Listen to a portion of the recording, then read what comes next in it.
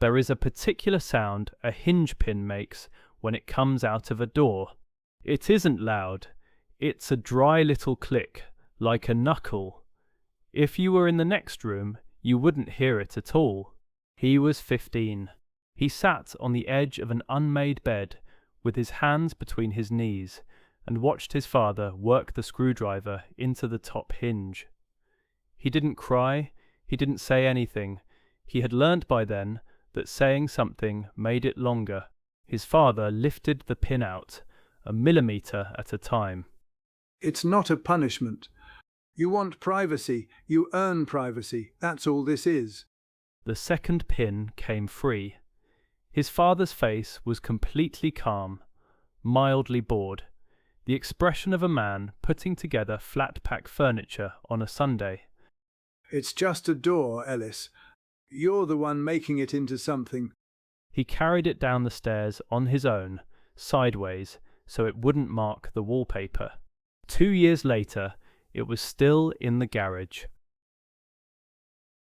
The house was a 2-up, 2-down on a road where every house was a 2-up, 2-down, and the only thing that made theirs different was that one of the bedrooms didn't have a door.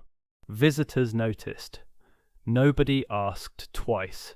At 7:20, his mother stood at the sink, filling a kettle she had already filled, and said his name at the ceiling. Ellis. Ellis. Ellis, I am not shouting up those stairs again.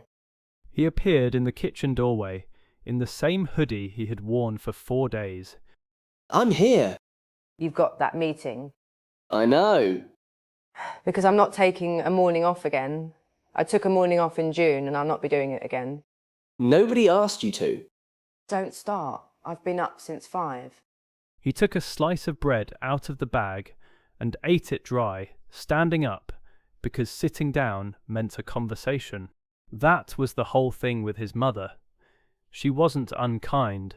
She was just always tired, and somewhere along the line the tiredness had become his fault, and neither of them could remember when. He looked at his phone. 31 unread messages in a group chat he wasn't in. He was looking at a screenshot of it that somebody else had posted. Then he locked the screen and put it in his pocket. The office had 2 chairs, a monitor, and a queue outside it. Sit down. Ellis, I've got 11 of these to get through before 4 o'clock, so I'm going to be honest with you instead of nice. Is that all right? Yeah. You've been in 9 days since September. 10. 9. The 10th, you signed in and went straight back out the fire door, which I know because I watched you do it. Right. She turned the monitor a little so he could see it. Not aggressive, just showing him. Here's what I want you to hear. You're not thick. That's the annoying part, actually. If you were thick, I'd have a form for it. There is an entire system for thick. There is no system whatsoever for a boy who can do it and won't. I'm not being difficult. I know you're not. That's why I'm worried. She looked at him properly for the first time. Is everything all right at home? Yeah. Fine. She waited. He didn't move, and because there were 10 more before 4 o'clock, she let it go. Okay, then I need you to sign this and I need you to understand what it is. It's a leaving form. If you don't come in on Monday, it goes through. And if I do come in on Monday? Then I tear it up and we start again, and I'll be delighted. Genuinely, I'd love that. He signed it fast, the way you pull off a plaster. It was the first decision he had made in 2 years. He made it in about a second and a half. It was the wrong one, and it felt fantastic. Outside, on the steps, in the cold, he let out a long breath. Oh, that was stupid. That was really stupid. He got home at 5:05, went upstairs, and stopped in the doorframe. The desk was bare. 4 rectangles of dust where the feet had been, 2 cable ends taped to the skirting board, going nowhere. He didn't move for a long time. Mum. Downstairs, his father was in the armchair, still in his work fleece, looking at his phone. It's sold. What? 240 quid. Fella from Openshaw came at 2. He had one hand on the bottom of the banister, and he was gripping it hard enough to hurt. That was mine. It was in my house. I bought it. I bought it with the warehouse money. I did 4 months of nights. And what have you done since? Serious question. Since February, what have you done? And there it was, the shape of every argument in that house. A question he couldn't answer, and then the silence treated as the verdict. 240 quid, which is 240 quid more than you have put into this house in a year and a half. Gordon. I'm not shouting. I know you're not. His sister was standing in the kitchen doorway with her coat still on and her weekend bag at her feet. She had walked into the middle of this and would very much like to walk back out of it. Ellis, just do the thing they want and they'll leave you alone. That's all it is. That's all it's ever been. Is that what you did? Yeah, and I'm fine. 4 people in a small room, and the boy was somehow the only one standing. I did 4 months of nights for that computer. 4 months. You never asked me for a penny of it because you didn't want to admit I'd earned it, and now you've... Sit down. No. No. Sit down, Ellis. You're upsetting your mother. He didn't sit down. He stood there breathing hard, and his father put the phone face down on the arm of the chair. You know what I actually think? I think we did everything right, and you're just what happened. Nothing moved. His father wasn't even looking at him. He had already gone back to his phone. His mother was in the kitchen doorway. She had time to say something. She had plenty of time. Gordon. That was all. She said it the way you'd tell a man he'd sworn in front of the neighbours.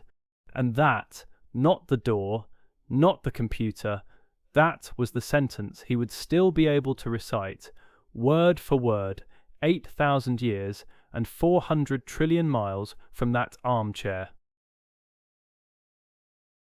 He came back downstairs at 11:30 to find the receipt. Not for any real reason. He just wanted to know what the man from Openshaw had actually paid, so he could work out how much of it his father had lied about. It was a stupid thing to need. He needed it anyway. The sideboard drawer held what every sideboard drawer holds: batteries, a tape measure, 40 biros, a watch that had stopped years ago, and his hand stopped. Underneath the paperwork was a small stack of envelopes, cheap ones out of a multi-pack, all addressed in the same handwriting. Old, careful, pressed hard enough to leave a ridge on the other side. Not the Mackay family, Ellis Mackay. A Scottish postmark. Several years of them, and every single one had been slit open along the top. Allah. He took the one on top. August, this year, 2 months ago, a birthday card with a stag on the front, the cheap kind you get in a village shop. Inside, there was a torn paper flap where something had been taped and taken away, and the handwriting. Ellis, 17. There's a bit of money in here. Don't tell your father. The room's aired and the bed's made. It's been made a good while. The bus from Inverness goes Tuesdays and Fridays. Ask the driver for the road end at Ardven. He knows it. Don't let him take you past the bridge. The key's under the flat grey stone by the boot scraper. Has been for years. No need to phone first. Grandad. He sat there holding a card in a dark kitchen. in a house where nobody had ever left a door unlocked for him. Don't tell your father. He turned the envelope over. The seam was slit neatly with a knife by somebody who had done it every single time and then put it back. He opened them. He went through the rest. 6, 7, 8 years of them. Every one opened, every one emptied. The oldest was a Christmas card. He would have been 9. 800 miles north, an old man had been leaving a door unlocked and a bed made for a boy he had been told didn't want to come. He sat down on the kitchen floor with his back against the cupboards and the cards fanned out around him. And he didn't sob and he didn't cry. He breathed very carefully, the way you do when you have decided not to. Okay.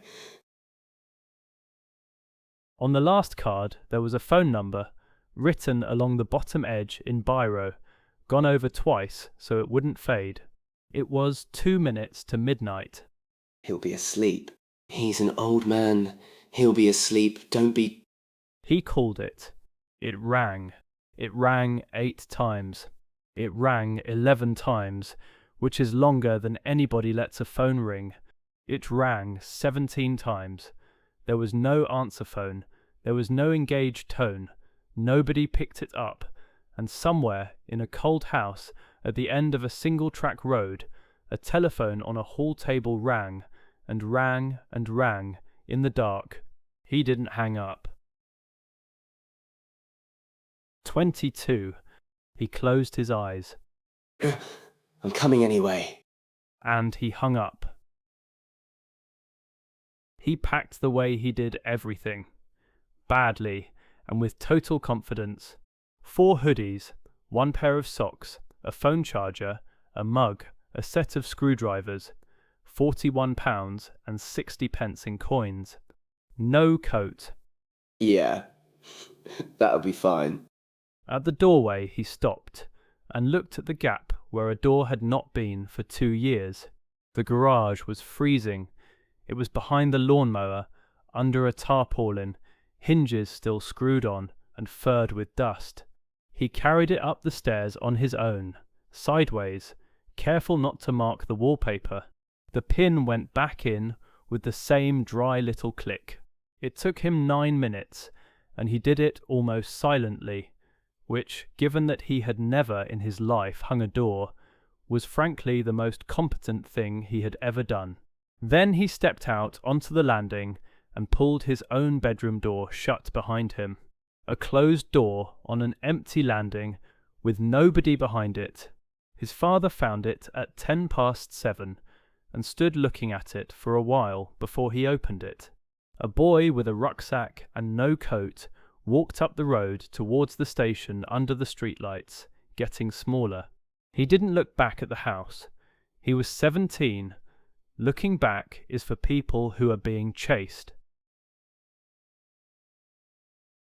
11 days later, wet rock, an inch from his face, water running somewhere underneath him, rain hammering but far away now because he was under something.